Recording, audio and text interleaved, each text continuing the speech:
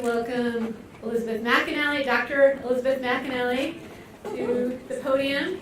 She completed an excellent doctoral dissertation on an integral water ethic last year. If you were here, you might remember that she was about to become a doctor, and now she is a doctor. Yay! It's my honor to be a moderator for this panel. And before we begin, I just wanted to offer my thanks for all of you for being here. This is just an incredible opportunity for us all to get to know each other and to network. I wanted to gratefully and humbly acknowledge the Ohlone people whose land we are on. I want to offer my gratitude for all of our ancestors who have come before us, for all of the present members of our Earth community and our larger universe community, and for all future beings who will come after us. So just giving thanks to all our relations. Our panel today, this afternoon panel, is on women's leadership for the environment. And we have 5 wonderful speakers. And our first one is China Galland. China is the author of Women in the Wilderness, Longing for Darkness, Tara and the Black Madonna, The Bond Between Women, and Love Cemetery, Unburying the Secret History of Slaves. She's produced a documentary, or it's in progress, called Resurrecting Love. She's a former river guide, co-founder of Women in the Wilderness, an organization dedicated to women's leadership, and she's helped to pioneer the ecofeminist movement. China was affiliated with the Graduate Theological Union in Berkeley for over 20 years, and she's currently working on a new book, Riding the Lion, and she teaches writing. China's talk is entitled Women's Leadership, Healing the Wound. So let's give a warm welcome to China Galland.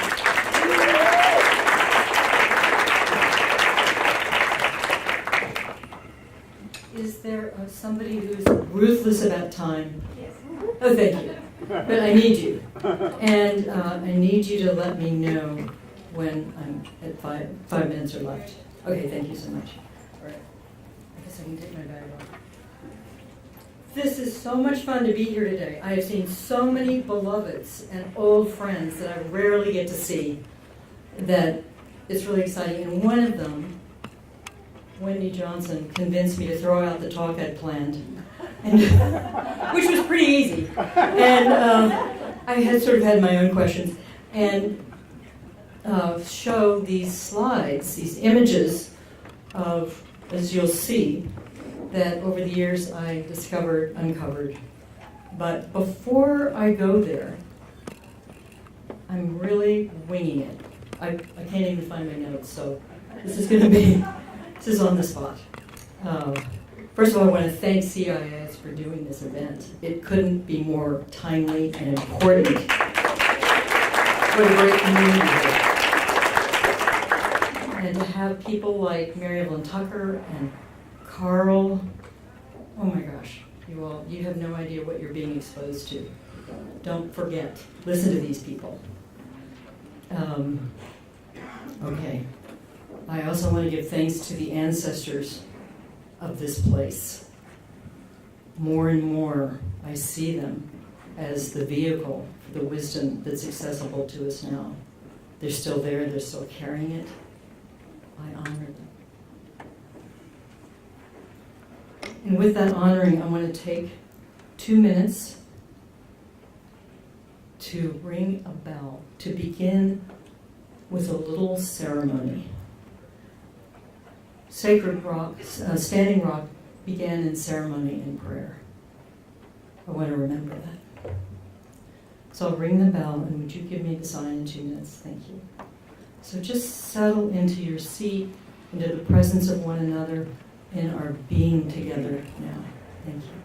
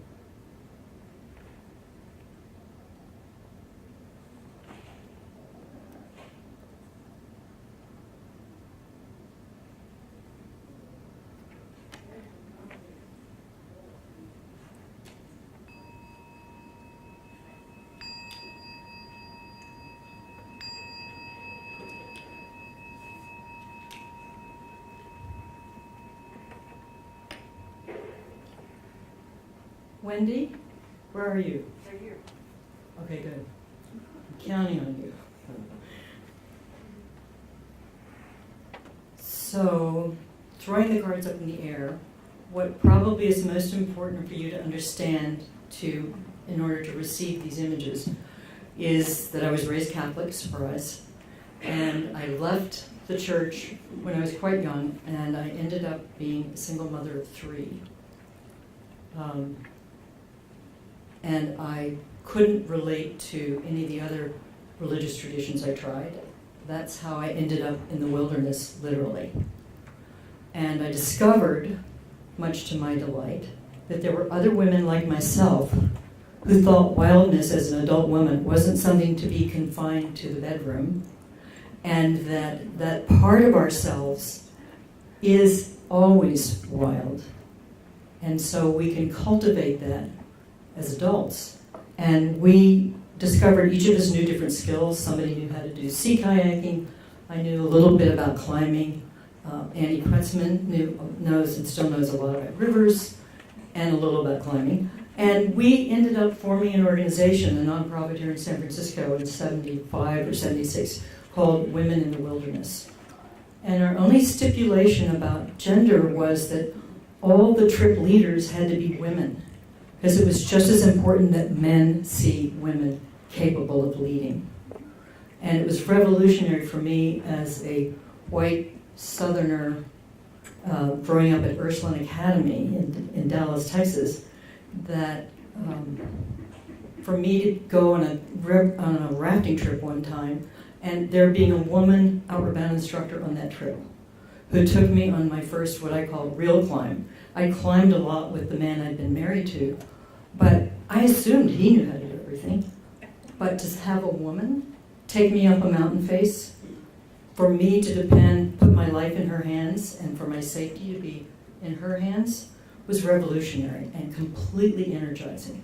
So that was sort of the genesis of that organization. But with 3 children, I couldn't live in the wilderness. So it ended up becoming my first book.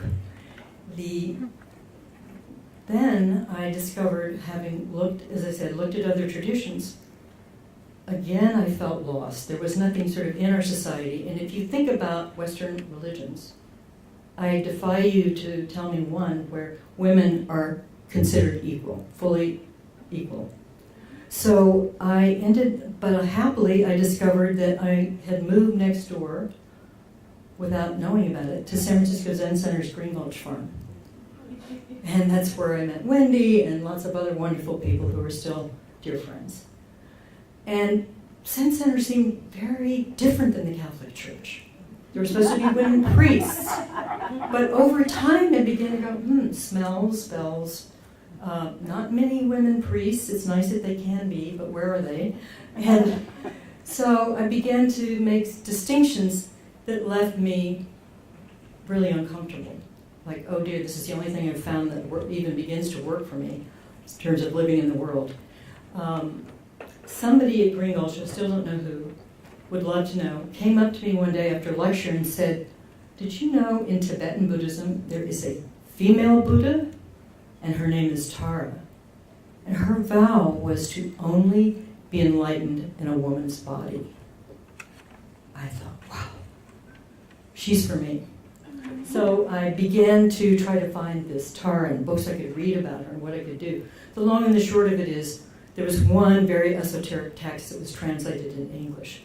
So after a year or two of organizing and figuring out how I could do this and convincing my brother to move to California to take care of my children, I went to Nepal to study Tara, ostensibly, to go be with the people who were devoted to her. She's indeed a remarkable being, and her vow was not only to only be enlightened in a woman's body.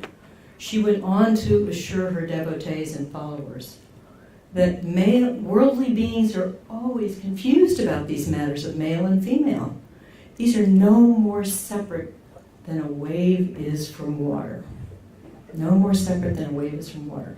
But since most Buddhas have, I admit, chosen to come in the form of a male, perhaps it would be more helpful if I vow to only be enlightened in a woman's body for all time, until all suffering is ended for all beings in all worlds.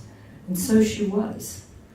And I even took it as far as going to the Dalai Lama and, hearing it from his own mouth that yes, Tara is a completely enlightened female Buddha, despite what some of the texts say about you cannot be enlightened in a woman's body.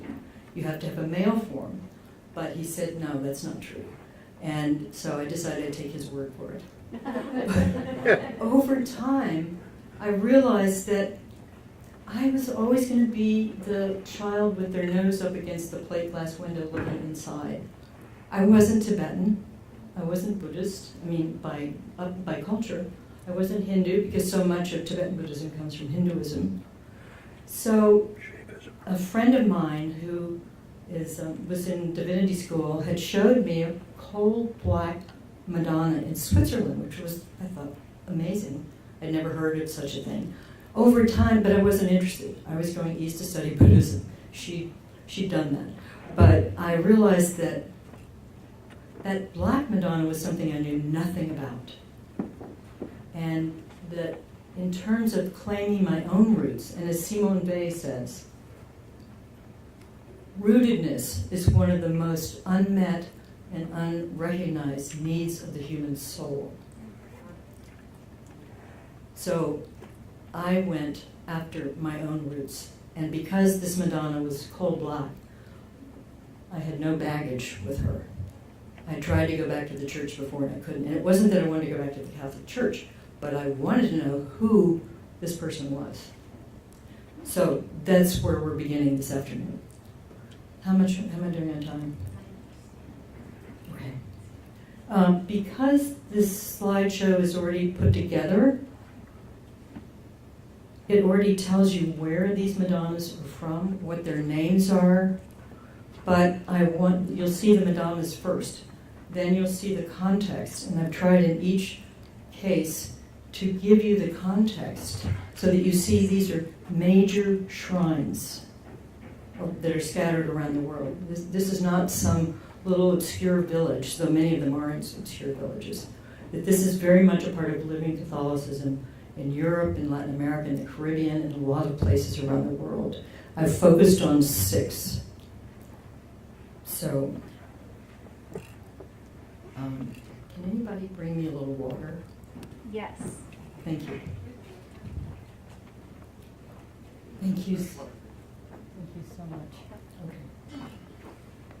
So we don't have time to stop and discuss each one, but you should have all the information you need.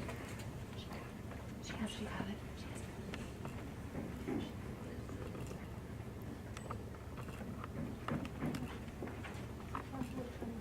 You have the lights? Yeah, turn the lights on or down. The front ones? Yeah. Yeah. So people can really see the slide. Yeah. Thank you. This is Our Lady of Einsiedeln, which is outside of Zurich, about an hour by train.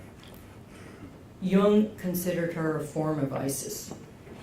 There's no specific scholarly information that supports that I'm aware of, but it turns out that the belief in Isis was sustained in Europe, even up as far as Northern Europe, until the 3rd and 4th century Common Era. She was all over the Mediterranean, and of course she comes from the main temple of Isis is at Philae, which is in what is now the Sudan today.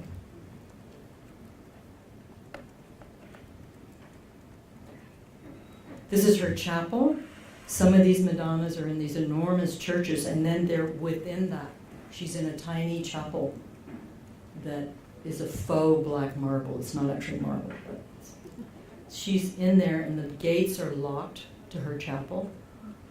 But every day at 4 o'clock, these very somber-looking monks come out, and they begin to sing to her the Magnificat. And it is glorious to be there at 4 o'clock. It's gone on for over 300 years. This is the monastery. See how large it is? That site has been used since about the 9th century. This is a very famous Black Madonna in Poland, who was the informal sponsor of the Solidarity movement. very important to solidarity, as was the church at the time. Our Lady of Czestochowa. This is the icon. It's like a Greek or Russian icon, and her face, the part of the painting is covered by metal that's embedded with jewels. It's called her dress, and it gets changed from the sapphire cover and the ruby cover. It's quite something. Every day the painting is opened. The rest of the time the painting is closed. There's a metal sheath that covers it. So it's not open all day, every day. You can only see it at certain times. Again, it's in a very small chapel outside. I have 5 minutes left. Oh my God. Okay, I have to stop talking. This is the size crowd that comes and venerates her. Wow. She's related to the Haitian voodoo goddess, Urzulianto.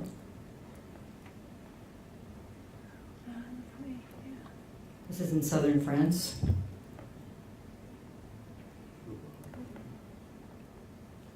She's taken around all the sources of water in the cemeteries.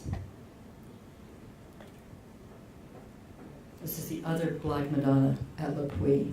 There are 2 different ones there.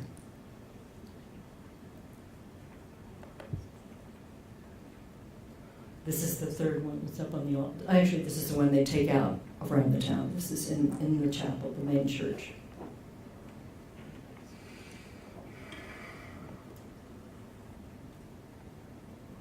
Again, coal black. This shrine goes back to the 9th century. She's in the church that's off to the right.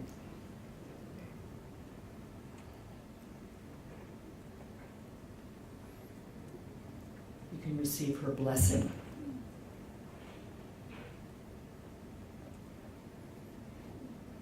This is when Francis went to Brazil, not long after he was made Pope. The mother of the excluded. And that's her shrine.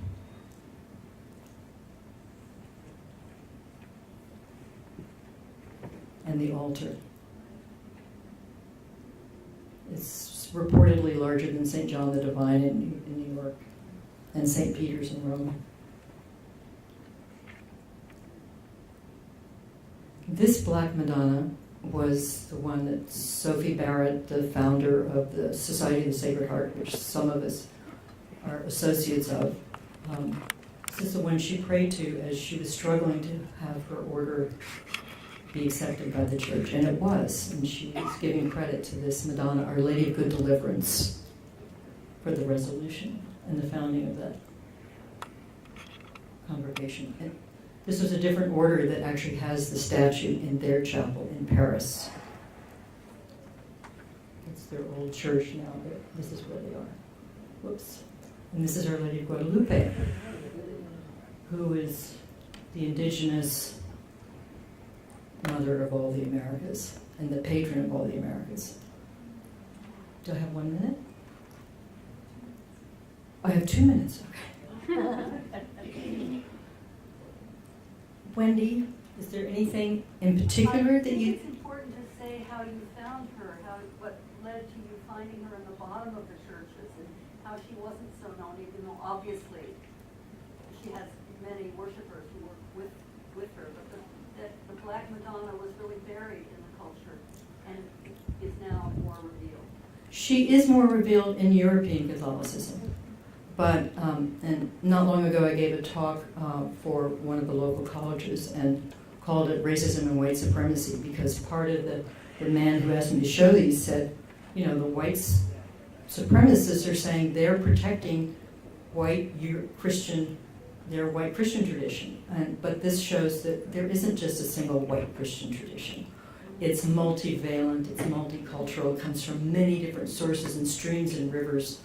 And I have begun to address in the church today and asked why these Madonnas are kept in the closet.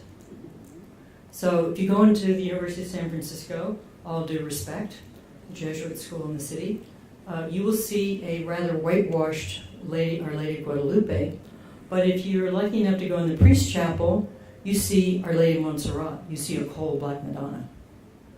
Why? There are liturgies, masses, all kinds of ways of honoring this dark mother, who I would dare to venture is really the connective tissue for all of us to the earlier Earth Mother and pre-Christian tradition. She's the continuity, the sinew.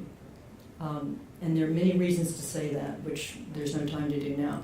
But I invite you to consider and join, and let's create a chorus of demanding that the church put the Madonna in local parishes. What it would be like if all these parishes had Black Madonnas in the churches, or dark Madonnas, non-white.